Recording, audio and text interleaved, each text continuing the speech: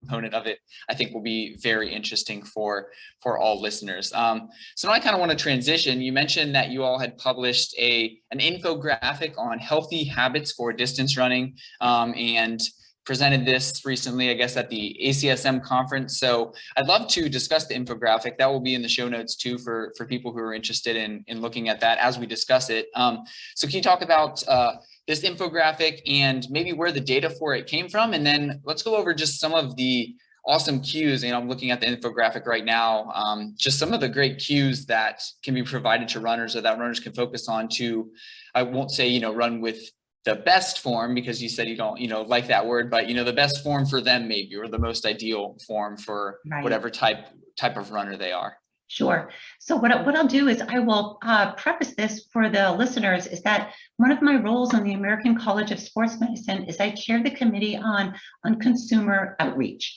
And so what that means is I try and make the science digestible, usable, as factual as we can make it for the public and for public use. So it's very important to me. One of the things I've really enjoyed about this position is taking what we know and helping people make healthy decisions about the techniques that they engage in, the processes that they do, products that they buy. What is it based on, and how do we go from there?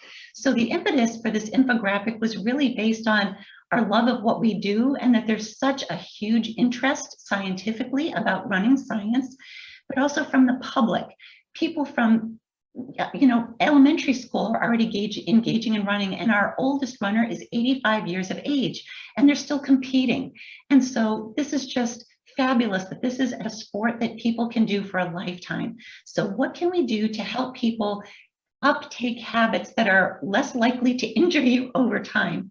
And so this took a lot of going back through the literature, and this now goes back through a couple of decades, really about understanding running from the basic. Mechanically, how does a human run?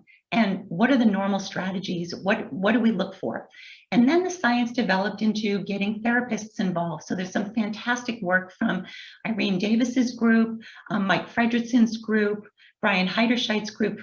So they brought in the medical part and the therapy part and really started looking at techniques to help keep runners either rehabilitated, safe, and back out there and being injury-free. So I credit them with doing a lot of this foundational work. And it's hard to be a pioneer. So I just want to make sure that the listeners know that this takes a long time to do this work. We, over the last decade, have also embarked on a variety of different studies to understand running motion through different conditions, whether it's holding hydration gear, running downhill, involving people that have different body masses or ages. So not just the collegiate healthy runner. We wanted to make this generalizable for people of all different experiences and backgrounds. So that's where the science is coming from. From that, what can we distill down and say, okay, what appears to be patterns? So I encourage people to look at data in the context of patterns. Don't just take your word for it from one source, read a few, and then look for patterns, because you might find things from one paper that look really, really neat, but don't necessarily apply to others. So what I've tried to do is be very careful and purposeful about the things that we put on this infographic by looking at things that have consistently emerged over time as potentially being helpful. So that's where this came from. And so when this was recently released out to the public this past spring, overall there was really nice support for it. And then there's some that either disagreed or basically had some thoughts on skill acquisition, and maybe this isn't necessarily something people can use right away. And so part of what we did is, again, put context why this was developed. So we just gave this to the leadership yesterday. They're going to be posting that commensurate with the infographic on the ACSM website. So should you like to read it, it's there, going through each of the cues and where the numbers came from and why. But also understand that these are supposed to be helpful, and maybe this is not a one size fits all, maybe there are the exceptions. So please understand that when you look at that, we're trying to hit the general health of the runner that comes in. How do we keep them out of the doctor's office and not in Dr. Kevin's office? Yeah, exactly. And yeah, I'll definitely include a link to, even if you have to provide that to me later on, a link to that in the show notes. But I think that is important to say before we go over these cues, that yes, obviously nobody's going to be able to emulate all of these cues perfectly. Maybe Eliud Kipchoge, but even I'm sure he has a few flaws in his stride. But yeah, I mean, it's important to note because again, I think people could somewhat be discouraged if they look at this infographic and think, oh, I don't look at all like that when I run. What's the point of trying to maybe practice? So I think even if you're able to maybe work on a few of these skills, they can significantly improve your running, not only your performance, but also kind of longevity for sure. Yes. And just also understand that there's also science to show that even when you work on a couple of them together, your learning might actually be improved and you can make even better healthy changes on terms of impact and motion. So it will take some time. It does take some learning. We acknowledge that. But these are at least some things to get started and some maybe targets to shoot for. Great. Okay, cool. Yeah, but we can just briefly maybe go over some. That would be awesome. Sure. So I don't have it in front of me, but I will remember this. I can actually, I can pull it up on the screen. I have it. Great. Okay. Yeah. So that way, at least if you can see it, that might be helpful. And then for the other viewers, we can direct you to ACSM website, or if you want, you can share it, Brady.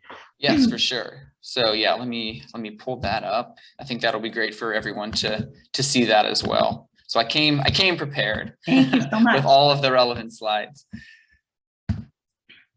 Okay, great. All right, here we go. Thank you so much. All right, so one of the things I want you to look at is that we're looking at a movement pattern. And we chose this image because this is the highest point of loading that your body is going to experience when you're running. This is all weight on one foot. How well can we control that motion over thousands and thousands of steps during a typical run? So some things we want to be looking for are including linear arm swing. So rather than having arms that cross the front of the body across the midline, maybe some of you experience that when you're tired, you start falling into using the trunk more and really swinging the arms. That means we're starting to lose muscle control of things that are happening lower down or more proximal. So on the hips, the glutes, your body's getting tired. If we look at the squeeze the gluteal muscles or the buttocks, this is a hard cue to do, but really what we mean by that is just contract those muscles. And it's going to feel a little bit strange, but when you fire up those muscles, it can help with controlling the motion of the hips and therefore further down the knees and the ankles. It widens the stance a little bit, helps control pelvic drop, and keeps your knees in a more healthy position instead of rotating in or dropping in toward valgus. You may have heard that term as well. One of the ways also we can accomplish this is through a fast foot turnover or cadence. You can use either term. We're aiming for 170 steps a minute or higher. Now there's going to come a point, of course, of law of diminishing returns. You're going to get to a point where your steps are so fast you start to lose speed and you're going to be doing more jump roping.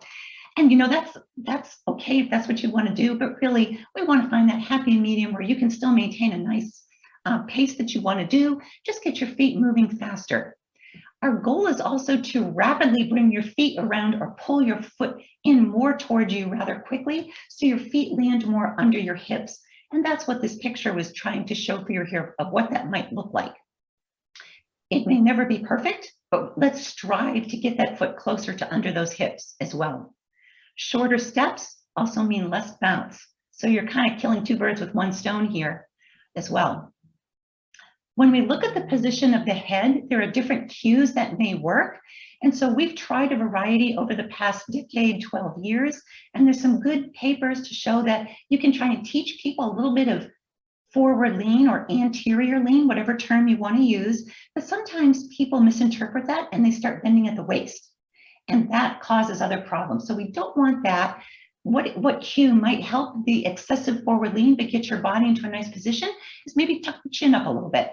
Or pull a string through the spine or through the top of the head so it draws your body up. They're doing the same thing. So the visualization might work differently for anybody, but the goal is going to be the same of excessive forward lean. We want to avoid that at the waist. I've also heard maybe some cues in terms of where to look in front of you.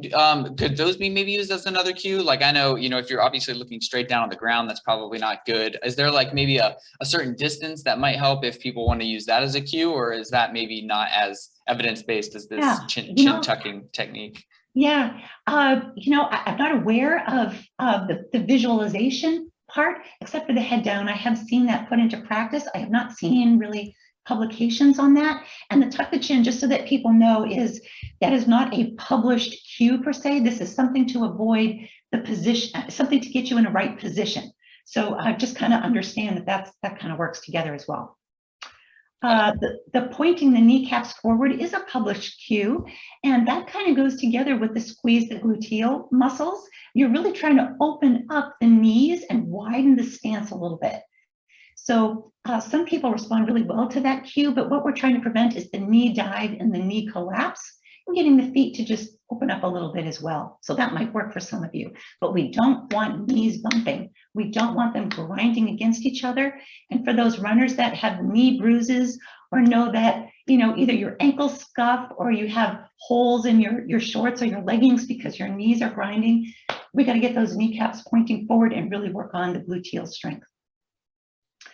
Other cues that might help are short, quick steps, which you can benefit from some knee lift, decreasing the foot crossover here, and it really softens impact forces on the joints.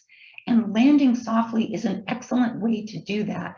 So this is well published, and I do want to credit Dr. Davis's group with starting to really work on those cues. And they've had a lot of success with doing that in case series, in interventional studies, and so on. And others have taken that forward, even taking it to the military. So this is nice to see that if landing softly works for you, then that means you're using the right muscles to start softening those steps. You're going to start using your gluteal muscles, your hamstrings, your calf muscles. So all of these work together to create a pattern of motion that is really, I think, going to be protective against injury. So hopefully that explains that a little bit better. Oh yeah, no doubt. I think the explanation was perfect. And then at the bottom there are just a couple more habits or I guess rather suggestions on how to implement these. Just suggesting take a break and walk for a minute or two. We kind of already discussed that. You know, what's the best way to do this? Maybe go 1 or 2 minutes on, a couple minutes off to make sure you're rested, so that each time you start and try to integrate these cues, you're not fatigued mentally or physically. And then obviously, caveat, you know, don't outrun your endurance capacity, sort of build your way up into all of these. Something runners are not typically good at. You know, we don't like to limit ourselves often. So we kind of like to jump right into things and go full force from the start. But, you know, to avoid injury and to really optimize, I think running form, slower is better, but something I'm continually learning as well. Very good. All right, so cool. I appreciate you describing that. Again, I think that, you know, whether you're watching or listening, you can take a look at this infographic on your own time or during the podcast. And I found it super helpful. And just to have an image, I think, of whether it's yourself running, whether you video yourself and see yourself running, or looking at this infographic and trying to replicate that during a run, I find that to be super helpful.